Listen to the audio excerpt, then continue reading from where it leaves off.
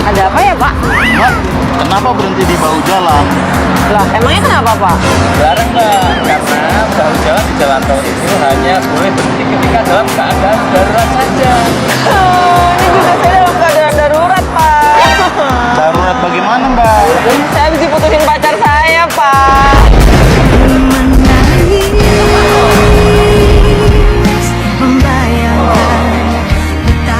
Mbak, kami turut berempati terhadap apa yang terjadi dengan Mbak. Tapi namanya aturan harus ditegakkan. Mbak tidak boleh berhenti di bahu jalan tol. Ya udah deh, kalau kayak gitu saya sendaran di bahu Bapak aja. Kamu tuh. Saya belum kok. Ayo Mbak sini Mbak.